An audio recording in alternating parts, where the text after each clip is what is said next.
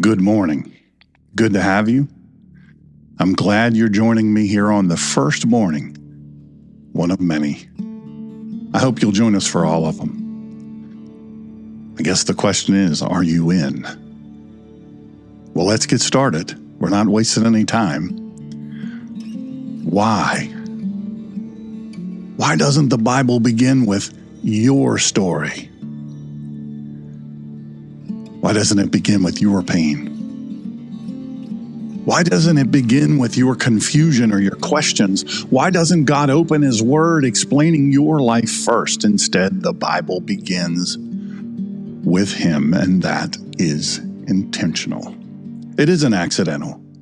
It's corrective for how you think. Before you understand your life, you must understand your God. Before you interpret your story, you must understand His story. If you start with yourself, you'll misread everything that follows. In the comments below, what's been at your center lately? We're walking through the Bible in chronological event order. That's different from traditional order of the books. The Bible's arranged by literary type, not timeline flow. Law, history, poetry, prophecy, and letters. They appear grouped together, but the story unfolds across real time and covenant history. So we begin where reality itself begins, at creation. Genesis chapter 1 is the true starting point of everything. Later, we'll insert books like Job and Psalms correctly. This keeps the story aligned with when events actually occurred. Now, let's read the opening line of Genesis carefully and deliberately. In Hebrew, the word Genesis is Bereshit. Bereshit. In the beginning, God created the heavens and the earth. The wording's nearly identical in the complete Jewish study Bible, but the meaning's very often misunderstood. Moses, or Moshe, is writing this text to Israel after leaving Egypt. They're surrounded by competing and conflicting creation stories. Egypt taught creation through chaos and battling divine forces. Babylon described creation through violent struggle among gods. But Moshe, writes something radically different and profoundly simple. There's no struggle, no rival, no conflict at all. There is only God speaking with complete authority and control. This opening is not first trying to answer every modern scientific question. No, it is declaring who God is, what kind of world this is, and who defines reality. God isn't part of creation. He stands above it. He exists before it, beyond it, and independent from it. That changes everything about how you understand your life today. Modern readers often ask, we often ask, how God created everything that exists. Well, ancient listeners,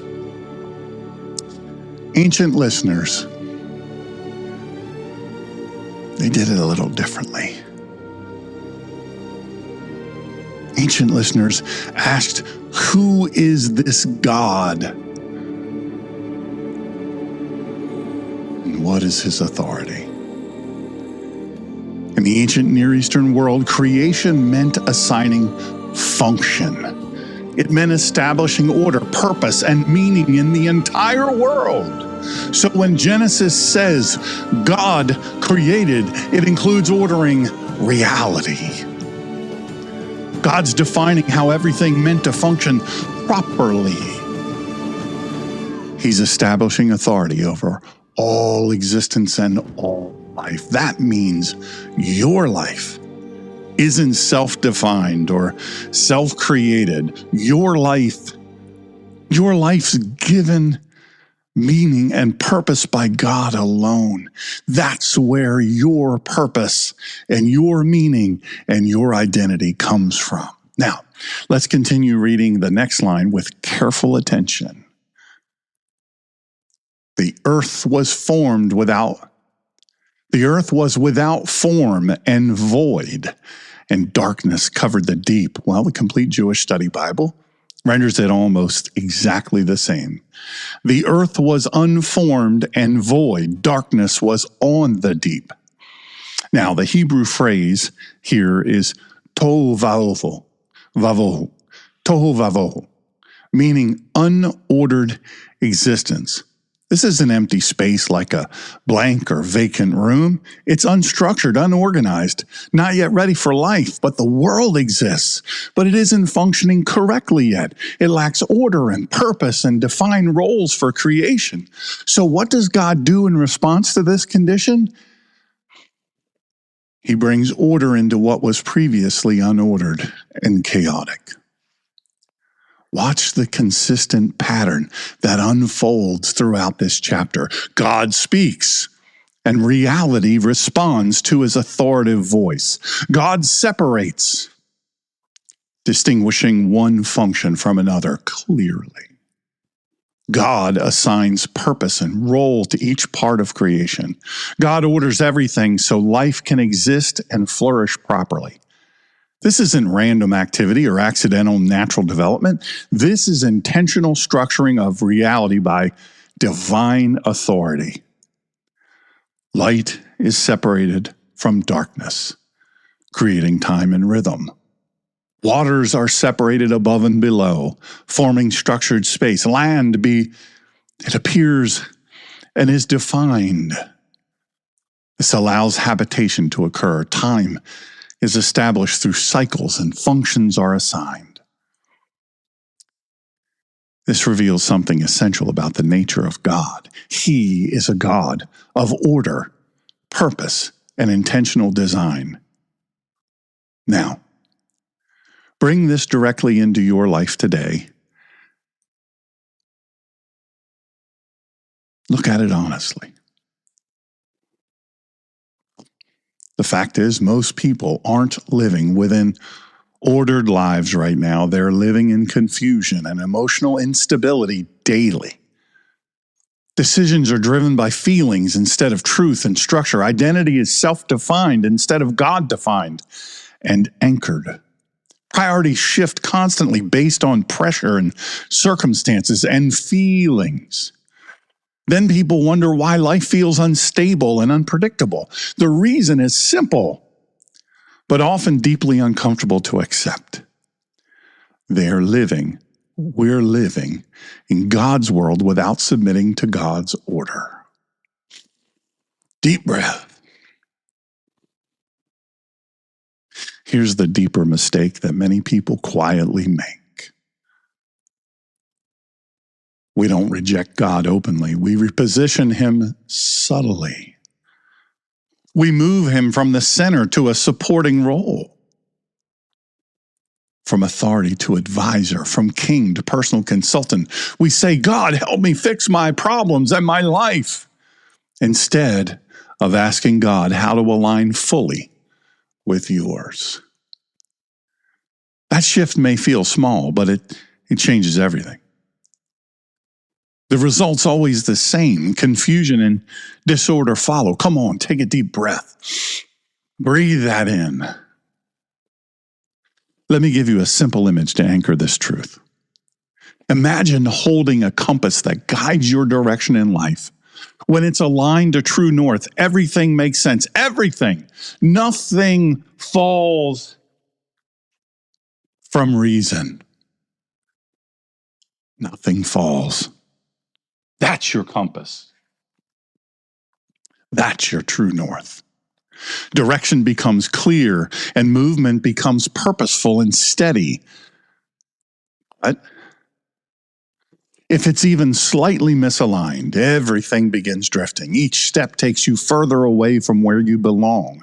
Genesis chapter 1 is God declaring foundational truth clearly. He's saying, I am the true north for everything. Not your feelings, not your culture, not your preferences. Me and only me defines reality and direction. Now, so here's the point you must not miss today. Bible doesn't begin with you for a reason. Oh, hear that again. The Bible doesn't begin with you or me for a reason. Your life, my life, doesn't begin with you or me or our perspective. God isn't part of our story. We're part of His. And until that truth is settled, everything will remain confusing. Now, let's make this personal and real for your life. Where's your life currently out of alignment with God? Is it your thinking? Maybe it's your relationships or your priorities. Is it your identity or how you see yourself daily? What if the problem isn't complexity or difficulty? What if the real issue is simple misalignment with God? Now, I want you to reflect on this and I want you to consider this deeply. Consider it honestly. What's currently sitting at the center of your life? Is it God or is it something else competing for control? Write it clearly, name it, say it out loud, and bring it into the light. What you can name, you can confront with truth and clarity. What you confront, God can transform through His power. I have for you this morning, the first morning of a year through the Bible, I have for you a challenge and a choice, and this is where it becomes real. You've got two options in front of you right now. Continue organizing your life around yourself and accept instability, or recenter your life fully on God and step into order. You can't do both at the same time. That's impossible. Choose intentionally because your direction depends on that choice. Now, if you want to go further, if you want to go deeper, use the companion blog posts and study guides we're building at truewordfaithforlife.com. truewordfaithforlife.com. They'll help you. I've worked very hard on it. Please don't waste my time. Go there. Bookmark it in your little whatever browser you use. Save it. Share it. That's where you can communicate with me through the contact button or you can leave me a 2-minute, voicemail. Click on the little thing on the side, the little gray thing on the side. Click on that. You got 2 minutes. It's your 2 minutes. Make it count. Or you can write me out whatever you want on the contact. I want that to happen. truewordfaithforlife.com. truewordfaithforlife.com. These blog posts and study guides will help you revisit the text. Follow the larger context and keep growing beyond the episode. Now, I want you to know that we're no longer going to have Wednesday evening episodes. We're going to have Monday through Friday, 7 a.m. Eastern Standard Time, and then Sunday. Ooh, Sunday. I can't wait for Sunday to come. This Sunday's Easter Sunday.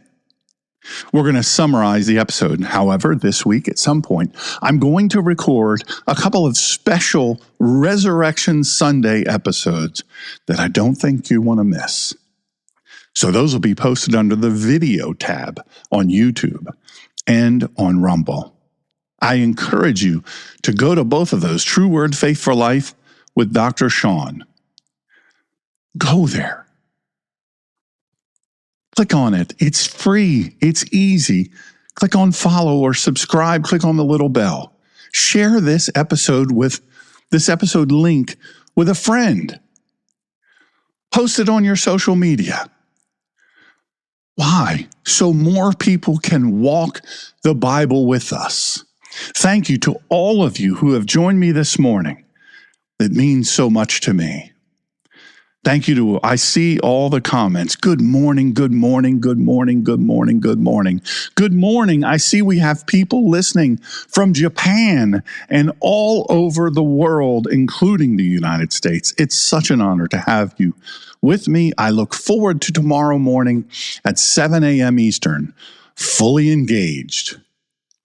Or you can catch it on playback on True Word Faith for Life with Dr. Shawn, YouTube or Rumble channels. We also have audio only on Anywhere you listen to audio podcasts, that's where we are. You name it, we're there. Now, God isn't adjusting himself to fit into your life. Your life has to realign itself to his truth. When he is your center, chaos starts to settle. And when chaos settles, direction becomes clear. This has been True Word Faith for Life with Dr. Shawn. For more teachings, truewordfaithforlife.com. It's free always. Until next time, tomorrow morning, 7 a.m. Eastern. Shalom b'shem Yeshua. Shalom alaikum.